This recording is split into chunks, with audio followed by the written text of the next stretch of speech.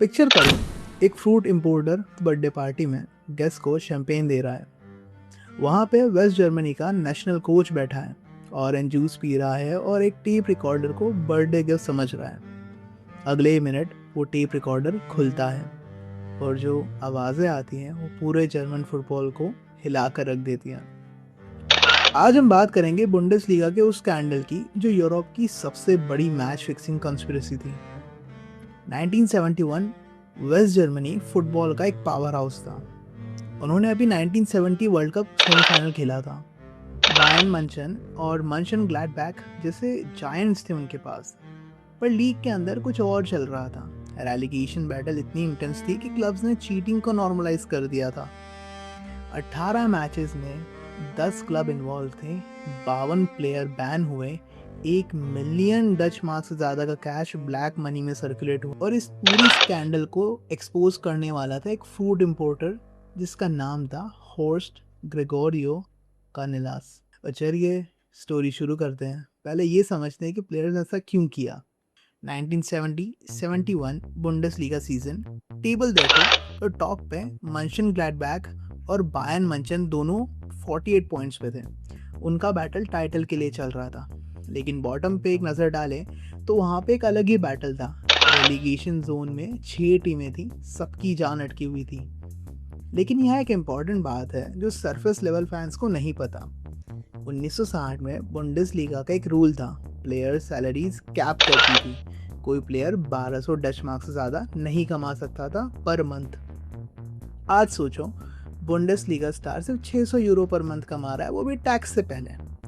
Players पैसे के लिए भूखे थे और क्लब्स भी डेस्परेट था, क्योंकि रेलीगेशन का मतलब फाइनेंशियल डिजास्टर होता है। स्पॉन्सरशिप जाती है, टीवी रेवेन्यू जाती है, प्लेयर्स बेचने पड़ जाते हैं। इस डेस्परेशन में क्लब्स ने शॉर्टकट ढूंढा, मैच फिक्सिंग। और ये सिर्फ एक मैच की बात नहीं थी, ये एक ऑर्गेनाइज सिंडिकेट था। क्लब्स एक दूसरे को ब्राइब दे रहे थे। प्रॉब्लम ये थी कि कोई रोकने वाला नहीं था। जर्मन फुटबॉल एसोसिएशन को थोड़ा भी शक नहीं था, जर्नलिस्ट नोटिस भी नहीं, और जो नोटिस कर रहा था वो इंटरेस्टेड भी था, क्योंकि उसका अपना खुद का क्लब ड्राउन हो रहा था। वो बंदा था कनेलास, 50 साल का, Spain born, Germany raised, profession से फ्रूट इंपोर्टर पर पैशन से किकर्स ऑफनबैक का प्रेसिडेंट। ऑफनबैक एक स्मॉल क्लब था जो 1970 में बुंडेसलीगा में आया था। उन्होंने पिछले साल डीएफबी पोकल भी जीता था, पर अब वो रेलीगेशन जोन में थे। कनेलास ने नोटिस किया कि कुछ गड़बड़ है। उसकी टीम के राइवल्स सडनली अनबीटेबल हो रहे हैं। एक मैच में ऑफनबैक 4-2 से हार गया, फाइन, पर दूसरे मैचेस में इम्प्रॉबेबल रिजल्ट्स हो रहे थे। बॉटम टीम्स बीट कर रही थी टॉप टीम्स को, कुछ लॉजिकल नहीं लग रहा था। फिर एक दिन कनेलास को फोन आया। कॉलर था मैनफ्रेड मैंगलिट्ज, एफसी कर्न का goalkeeper. West Germany international 1970 World Cup squad में था। उसकी पर्सनालिटी लार्जर देन लाइफ थी। लोग उसे कसीस बुलाते थे, मोहम्मद अली के नाम पर। उसने कनेलास से कहा 25,000 डच मार्क्स के बदले में वो रोटवाइस एसन के खिलाफ कुछ गोल्स अंदर जाने देगा। कनेलास ने पैसे दे दिए। कर्न ने 3-2 से मैच जीत लिया, पर कनेलास का डाउट कंफर्म हो गया। अब कनेलास ने इन्वेस्टिगेटिव जर्नलिस्ट मोड ऑन कर दिया। उसने सीक्रेटली अपनी फ़ोन कॉल्स रिकॉर्ड करनी शुरू कर दी। उसने हर्था बर्लिन के प्लेयर्स बर्न पैट्सकी और टैसो वाइल्ड को कॉल किया। उन्हें ऑफर किया 1,40,000 डच मार्क्स अगर वो बिलेफील्ड को हराएंगे। पर पैट्सकी ने उससे भी ज़्यादा शॉकिंग बात बता दी। उसने बोला, आर्मेनिया बैलेफील्ड ने हमें पहले ही 2,20,000 डच मार्क्स ऑफर किए हैं मैच थ्रो करने के लिए। भाई ये बिडिंग वॉर था, दोनों तरफ से पैसे आ रहे थे। हर्था बर्लिन के प्लेयर्स ने लॉकर रूम में वोट किया। 9 ने बेलेफील्ड का ऑफर एक्सेप्ट किया, 7 ने कनेलास का। बेलेफील्ड का ऑफर था 15,000 मार्क्स पर प्लेयर, उस टाइम के हिसाब से 1 साल की सैलरी के बराबर। तो मैच खत्म हुआ 1-0 से बेलेफील्ड के लिए।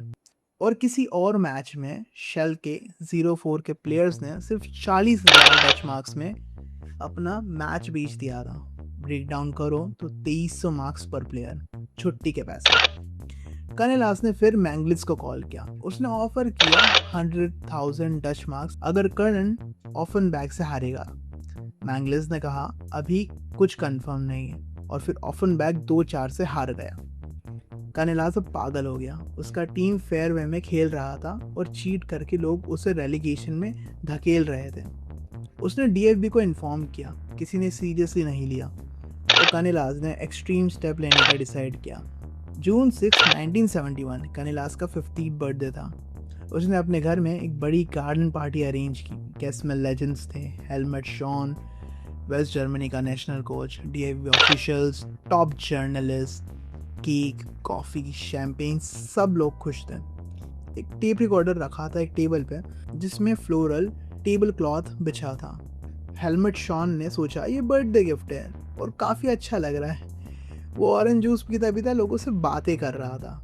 12:10 पे कानेलास ने अपनी आवाज़ बुलंद की और उसने कहा अब सारे लोग मुझे सुनो।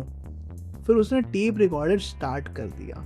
टेप पे पैट्सकी की आवाज़ थी, 2,20,000, हम जानबूझकर हारेंगे, आर्मीनिया पैसे दे रहा है। मैंगलिस की आवाज़ थी, कुछ गोल्स अंदर जाने दूंगा। Stunted silence. हेलमेट शॉन का चेहरा शॉक वाइट हो गया। वो इतना शॉक हुआ कि उसने बस इतना कहा कि प्लीज़ कोई सवाल नहीं। फिर वो पार्टी से भाग गया, literally fled the party. Reporters ने तुरंत नोट्स लेने शुरू कर दिए। पार्टी खत्म, बॉम्बशेल ड्रॉप हो चुका था। पूरे जर्मनी में शॉक वेव स्प्रेड हो गई। डीएफबी चीफ प्रोसिक्यूटर हांस किंडरमैन ने इन्वेस्टिगेशन शुरू की। 2 साल चला, फाइंडिंग्स मिली, 18 मैचेस फिक्स हुए थे, 10 क्लब्स इन्वॉल्व थे, 52 प्लेयर्स पे बैन लगा, 2 मैनेजर्स पे बैन लगा, 6 ऑफिशियल्स बैन। फाइन था टोटल 500,000 डच मार्क्स का। आर्मीनिया बेलेफेल्ड और किकर्स ऑफनबर्ग दोनों का लाइसेंस रिवोक कर लिया गया और रेलीगेशन हो गया। लेकिन यहाँ ट्विस्ट है, किसी भी मैच का रिजल्ट अनल नहीं किया गया, क्योंकि किंडरमैन ने कहा we have to put concrete in iron post, otherwise all dams will break. If you don't win back the trust, football is dead. Prioritise finality over fairness. Schalke को सबसे strict punishment मिला। उनके players ने court में झूठ बोल के oath भी तोड़ दिया। राइवल्स ने उनका नाम चेंज कर दिया, FC मिनिएट, मतलब FC परजरी। पर सबसे छोटी बात यह है कि शेल्के एक्चुअली में 1971 और 72 सीजन डोमिनेट कर रहा था। क्रिसमस तक टेबल टॉप पे था, टाइटल ड्रीम्स कर रहे थे।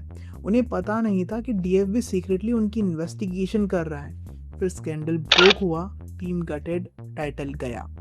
स्कैंडल के बाद फैंस ने ट्रस्ट लूज कर दिया। 1971 और 72 सीजन में 8 लाख से ज़्यादा फैंस ने देखना बंद कर दिया। 1972-73 तक ये नंबर 1.3 मिलियन हो गया। सबसे low point VfB Stuttgart versus Fortuna Dusseldorf match. Stadium में सिर्फ 1600 लोग बैठे थे। Stadium built for tens of thousands of people. Bundesliga धीरे धीरे मर रहा था। फिर 1974 में वेस्ट जर्मनी ने वर्ल्ड कप होस्ट किया। जर्मन गवर्नमेंट और डीएफबी दोनों को ग्लोबल एम्बैरेसमेंट से बचाना था। सिंस उनके स्टार प्लेयर्स बैन थे, तो उन्होंने ऑलमोस्ट सबको पार्डन कर दिया। क्लाउस फिशर जो लाइफ टाइम बैन खा चुका था, वो 1977 तक फिर से वेस्ट जर्मनी के लिए खेल रहा था। जस्टिस नहीं हुआ, कन्वीनियंस हुआ। भाई ये स्टोरी ख़त्म नहीं होती। 1977 में कानेलास और उसकी बेटी मेलोर्का से फ्रैंकफर्ट फ्लाइट में ट्रैवल कर रहे थे और वो फ्लाइट हाईजैक हो जाती है। कानेलास को हॉस्टेज रखा गया था उस फ्लाइट के अंदर काफ़ी दिनों तक। फिर एलीट GSG नाइट यूनिट ने उनको रेस्क्यू किया। कानेलास ने बाद में कहा उस हाईजैकिंग का मेरे ऊपर फुटबॉल स्कैंडल से ज़्यादा ह्यूमन फीचर्स थे, मतलब फुटबॉल ने उससे ज़्यादा ट्रॉमा दिया। 1971 का बुंडेसलीगा स्कैंडल सिर्फ मैच फिक्सिंग नहीं था, ये करप्शन था पूरे सिस्टम का। जब प्लेयर्स की सैलरी इतनी लो थी कि एक ब्राइब उनकी साल की कमाई के बराबर थी, जब क्लब्स की डेस्परेशन उन्हें चीट करने पर मजबूर कर रही थी, जब पूरी लीग ऑलमोस्ट डिस्ट्रॉय हो गई, कानेलास ने अपना करियर सैक्रिफाइस किया एक्सपोज करने के लिए। उसे लाइफ टाइम बैन मिला, पर उसकी गार्डन पार्टी ने फुटबॉल को चेंज कर दिया। सैलरी कैप्स रिमूव हुए, एथिक्स कमेटी बनी, ट्रांसपेरेंसी इंप्रूव हुई। पर क्या ट्रस्ट पूरा वापस आया? शायद नहीं। आज भी करप्शन है, बस मेथड्स बदले हैं। और वो वर्ल्ड कप एमनेस्टी, वो दिखाता है कि फुटबॉल में जस्टिस से ज़्यादा इम्पोर्टेंट है इमेज। तो अगली बार जब आप बुंडेसलीगा मैच देखो तो याद रखना, एक टाइम था जब लीग की आधी टीम्स फिक्स थी और एक फ्रूट इम्पोर्टर ने टेप रिकॉर्डर से फुटबॉल बचा लिया था। Thank you for watching this far guys. अगर आपको स्टोरी पसंद आई तो प्लीज़ लाइक करो एंड सब्सक्राइब द चैनल। मैं मिलता हूँ आपसे अगली वीडियो में। नमस्ते।